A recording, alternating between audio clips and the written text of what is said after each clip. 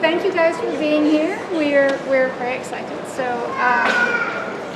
my name is Samantha M. Clark. I'm the author of The Boy, the Boat, and the Beast. And this is Vicky Skinner, the author of How to Breathe Underwater, which is such a great book. I really, really love it. And I want to really thank Barnes & Noble, Arboretum. This is such a fantastic store. I'm so glad that we're here tonight. Thank you guys for having us here. It's really wonderful. And so we're going to chat tonight about books, about writing, about YA, and I have some questions to ask Vicky here. So Vicky, tell us about the book. Tell me about the book. The book is How to Breathe Underwater, and it is about Kate, who is a championship swimmer, a competitive swimmer in high school, and she discovers that her father, who is also her lifelong coach, is cheating on her mom. And so she decides to quit swimming, and she moves away from her father, and it kind of upends her entire life. And of course, she falls in love with the boy next door, which is always dramatic. So that's what the book is about. It's about her finding herself outside of swimming and her toxic relationship with her dad. You know, all these fantastic parallels that I really loved about, you know, the swimming, the breathing, the drowning, life. It's really, I really love your book. So what inspired the story?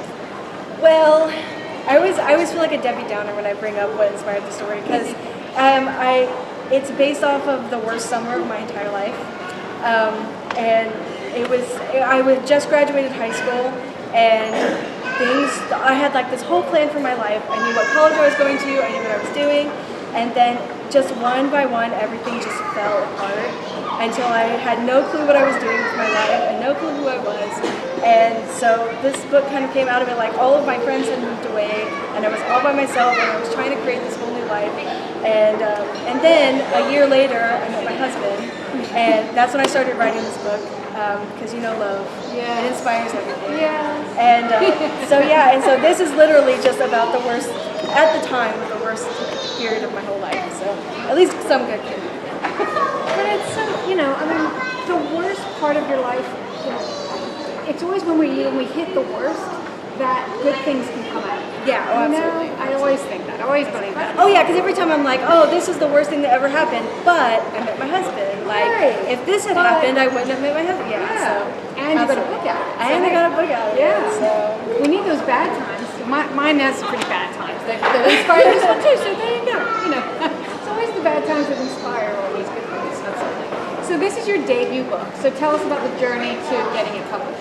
Well, I kind of have an untraditional publishing story. So I started writing when I was 15 and started querying when I was a senior in high school, actually. And it was 10 years that I worked and queried everything. And then swoon reads came around.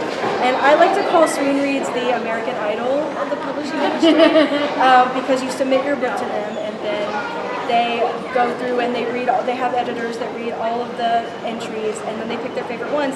Every 6 months or so, they pick like 3 or 4 to publish. And that's how this happened. I had actually submitted 2 other books to them before this one, and they didn't get picked. And so they picked this one, and it was just fate that Perseverance. I love that. Never, ever, ever stop. I love that. Yes. And I don't think there are any conventional stories to publishing. I mean, I've heard so many different stories, and every story is so different. I know. I remember. So Stephanie Meyer, obviously you know Stephanie Meyer. She'll always like talk about her struggle in publishing. Not talking crap about Stephanie. I love her dearly. Yes. But she's like, oh yeah, I had like a dozen rejections, and I was like, I'm in like triple digits. Yeah, I was like, absolutely not. Like, I have a whole folder of rejections. Like, there are literally hundreds. Like, I would kill for a dozen rejections. I know, yes. I had so many. This book had so many before it finally got bought. And then finding an agent, too. So many rejections to find an agent. And technically, I don't have any rejection letters for this book, because I never sent it to anybody. Right. So I never queried it. I never sent it to agents or Just anything. put it out. So I'll be like, yeah, I got published and no rejection letter. So, but what made you want to be a writer? You wrote your first book when you were 15. Yeah. I don't want to get like super personal and dark here, but I struggled with depression, and when I was 13, I had my first like really hardcore bout of depression. That's when I figured out what depression was, and that was when I started reading YA books, and it just brought me back to life, you know. And even now at 27, when I'm like sinking and I feel like I'm gonna die, like books are where I go, and now writing is where I go. And that's what it's always been. Like books are like my first love. That was all I was good at and all I was interested in, and the books are the love of my life. So yeah, sorry. Yeah, I'm the same way. Like my husband who's sitting right there at the back there, well, he's always saying to me, you know, if I start getting too grumpy, he's like, "Have you written for a few days?" Yeah, you got me. It's a big stress reliever. It is, yes. It helps. You get to live in this other world for a little while where you're kind of in control. Right? Which maybe that makes me out like to be a big control person. I don't know. Me too. I'm a big controller. I get it. Yeah. Although sometimes, like, because I write sad stuff, so sometimes like writing kind of brings me down. Yeah. But in a good way. Yes. You know that there's going to be a happy ending yet. Oh yeah. We're writing kids' books here. Right. There's always a happy ending in my books. There's always a happy ending. Yeah. Yes. Always going to be a happy ending. All right. So give us a little insight into your authorly life. If we were following you around for a day, what would that look like? I would sleep too late, and then I would rush to my office, and I would be like, "Oh, I gotta get to work, and I gotta write," and then I would sit down and watch Netflix, and spend some time on Twitter, and then about an hour before lunchtime, before quitting time, I would be like, "Oh man, I really gotta write," and then I would write straight for an hour with my music as loud as it'll go. And then stop and have lunch and then come back and work until Jeremy gets home. And that's what I do every day, literally every single day. I don't have as interesting a story as other people because I don't work full time. Like this is my full-time job. So this is just all I do. Yeah, I spend all day in my office and I try to write, but a lot of times it's really hard to focus. It can be. Yeah, and I'm sorry. I was going to say I end up writing in the middle of the night. Yeah. Like right now, like my computer is on my nightstand because it's getting close to that deadline. Yeah. And I'm like, oh, I didn't write all day, but I'm gonna write until 3 a.m. So that's me a lot. That was me last night. So yeah, and sometimes it's like, oh, I'm gonna work for an hour and I get like 2,000 words out, and sometimes it's like, oh, I'm gonna work for an hour and I get like 2 sentences out. And you just never know. Do you get like obsessed with the characters? I get very obsessed with the characters and with the story, and then I don't want to do anything else other than just writing this book. Well, what's kind of sad is that I do get obsessed with it, and then once I start writing it, I get a little less obsessed with it, and I start getting obsessed with the next characters. Oh yeah? And I get myself into a lot of trouble that way. I'll be like thinking about 3 books ahead when I'm supposed to be editing what I'm working on right now, and so I should be more obsessed. So I kind of wish I was on the phone. Yeah, I do. I get very obsessed. Okay, so for How to Breathe Underwater, do you have a favorite character, and is there a character that's most like you? I guess I don't really have a favorite character. I know that's probably not the right answer, but I mean, Kate and Michael, I love them both so much, and they're kind of like the character that's most like me is kind of both of them. Kate with her mental stuff, with her stress and her family, and like her family is very much my family, and so she's a lot like me. But then you have Michael who can't swim. I can't swim. And you wrote a book about a girl who swims. Because I really want to swim. Somebody teach me how to swim. I really want to be a swimmer. Yeah, no, I just really love to watch other people be really good swimmers. And so that's why I wrote about it. That's funny. Do you have a favorite scene? Yes, so to bring it down again, so Kate finds that swimming is not what it was before, and every time she gets into a pool by herself, she has panic attacks. Just remembering the stress of her life before she quit. And my favorite scene is her very first panic attack when she gets into the pool and she's expecting it to be a stress reliever. She's like, this is what I've always done. I've always gone to the pool when I was having a hard time. And then she has a panic attack, and it just is so new and just weird to her that she just doesn't know what to do. So that's my I love that scene. Do you guys want to hear it? You guys want to hear the scene? Yeah. Yeah? Right. Should we read it? Here, I'll read it. So, Okay. I don't have much voice. I'm trying to preserve. So. All right. I couldn't sleep thinking about meeting my new team the next day. I stared at the ceiling and tried to ignore the way the blood vibrated in my veins, the way anxiety started to roil in my stomach.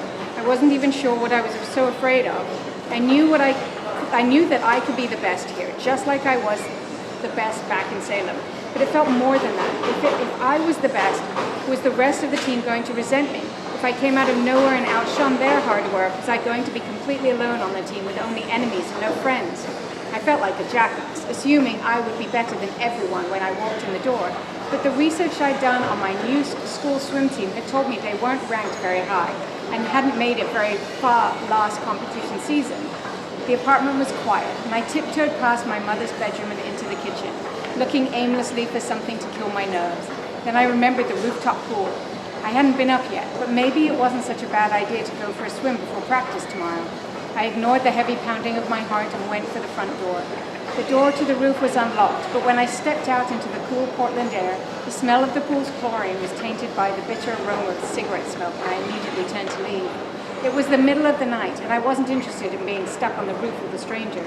But when I saw the outline of the person perched on the edge of a bench against the roof's edge, with a cigarette in one hand and a book in the other, I stopped. I watched Michael for a moment in the light of the wall sconce, wondering if I should leave him alone. Before I could make up my mind, he'd lifted his head and spotted me, his eyebrows furrowed. Kate? I lifted a hand in an awkward wave. Part of me was still wanted to bolt, but I moved closer to him instead, until my toes were hanging over the edge of the pool beside the bench. He was reading The Great Gatsby.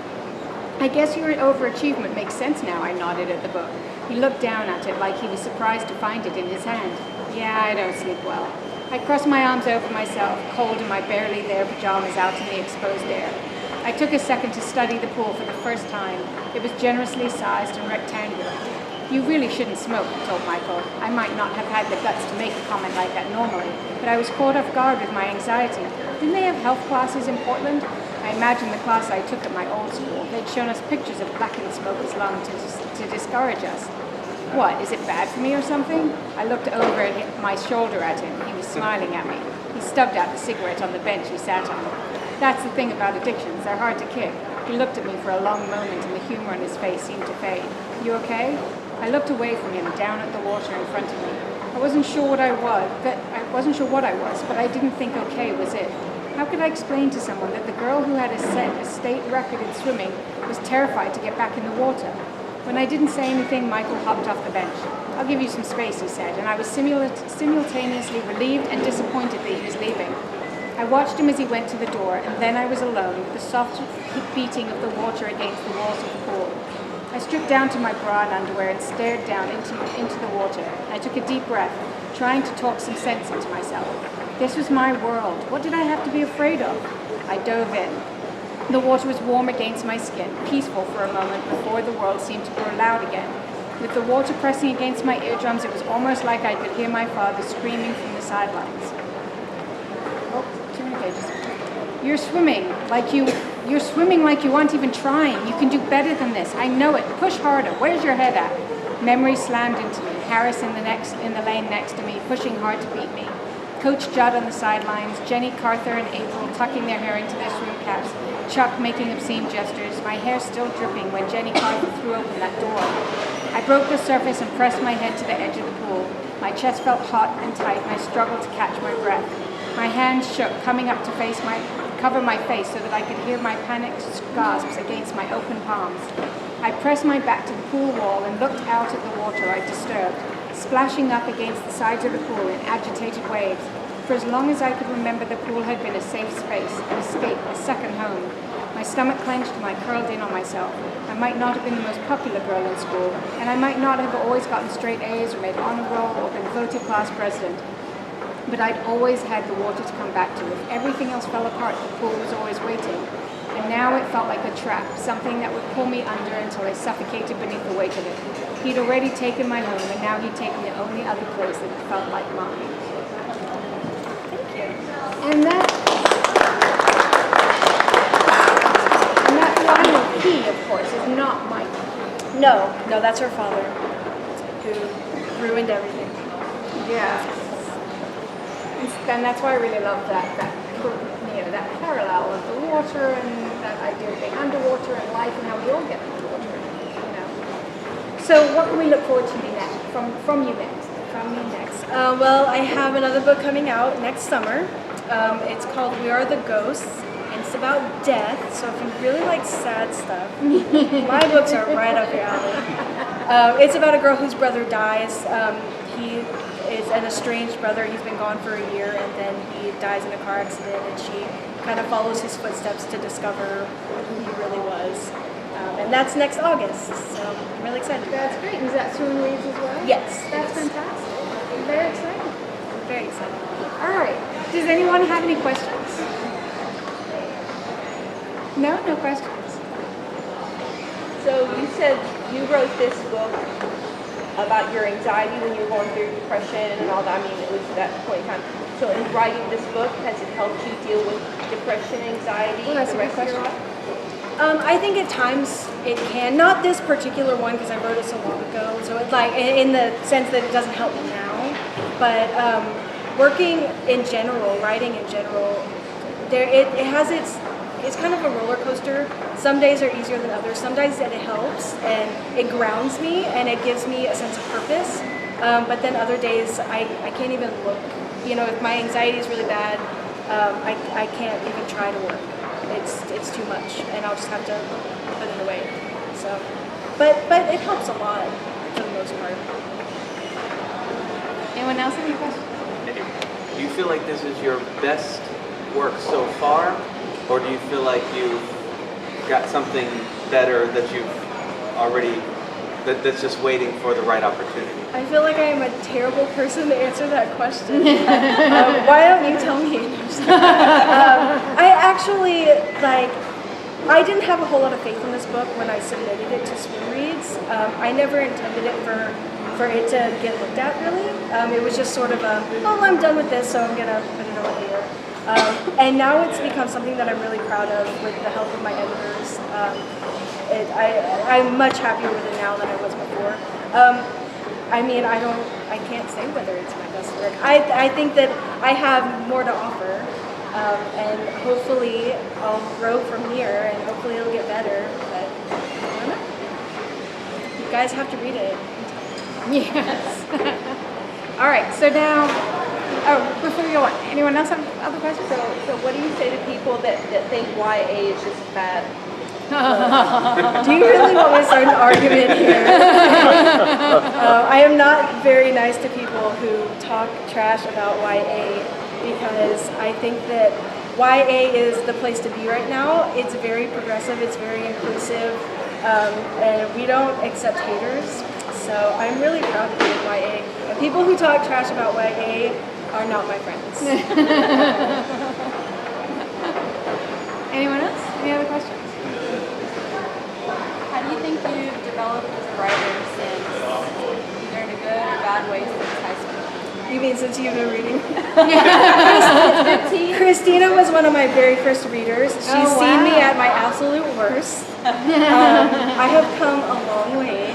I like to think that I've come a long way. I read stuff that I wrote back when I was like a senior in high school, and I'm just like, oh gosh. Like I don't even want to look at it. So I really, I got to this place. It's really hard not to just be an arrogant jerk sometimes. And I got to this place where I was like, I know what I'm doing. Like, I'm fine. And then I met my editor, and she taught me so much more that, even when I was in college, I was like, I'm not learning anything from my creative writing professors. They're not really teaching me anything I didn't already know. And then I met my editor, and now she's in my head all the time. When I'm working on my edits for the next book, I'm always hearing her voice in my head, like, is that really how that would be? Does that really sound right? Like, always in my head, so that helps. But I hope that I've progressed.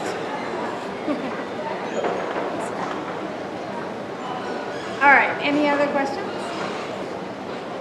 All right, so we've got a fun little lightning round for Vicky, and then we can go on to signings. No, lightning round. Chocolate or ice cream? Ooh. Chocolate or ice cream? Oh, I processed it. I processed Not it the as flavor. chocolate or vanilla, and I was like, Chocolate oh, I was like, bars? wait, Not the no, flavor, ice but cream. like- Ice cream tops all. Really? Ice cream is better than everything. Wow. Yes, So but like like the chocolate ice texture. cream. Oh yeah, yeah. If you can put them together, that's the Yeah, perfect that's thing. what- yeah, You know, then exactly. that's the best of both worlds. All right. And now I'm hungry. I want ice cream. That's right. Yes. I think we need to go there often. Yeah, I'm like in a constant state of wanting ice cream. This is nothing new. So cats or dogs? We can't really put those together. Dogs. Yes. Dogs. I'm yes. allergic to cats. I am too. Yeah. Yeah. Cats are okay. All right. Mountain or ocean? Mountain. Ah. Yeah, I don't really. I know it's ironic, but I don't really like the beach. See, I kind of like Yeah. There's a lot of beach in that book. There's like only beach in that book. There's forest too. There's a little forest. But yeah. You don't really go into it. Mostly ocean. Yes. Yeah. Mostly ocean. All right. Now this next one. Actually, now that I know more about you, I don't know that it really applies. I was going to ask breaststroke or butterfly. Well, as an admirer of swimming, Well, there you go. I love to watch people do the butterfly, and I've studied It the is really the cool. butterfly stroke and how like difficult it is, and it's Yeah. really amazing. It's Yeah. really amazing. The butterfly is my favorite to watch. I can't do anything. So now you Doggy have to paddle. learn how to swim and decide for yourself which one you like better. I tried. I think last time we went swimming, I tried to do it wasn't pretty. Yeah, the butterfly's really hard. It's very hard. It is. It's very technical. You have to do it just right. Yeah. All right, well, that's all my questions. So thank you guys for being here. If anyone wants to buy books, if you want us to sign them, we are here. Or just come say hi. Or yeah, just come say hi. And we've got bookmarks, stickers, and if you've got any other questions you would like to ask, we're happy to answer them.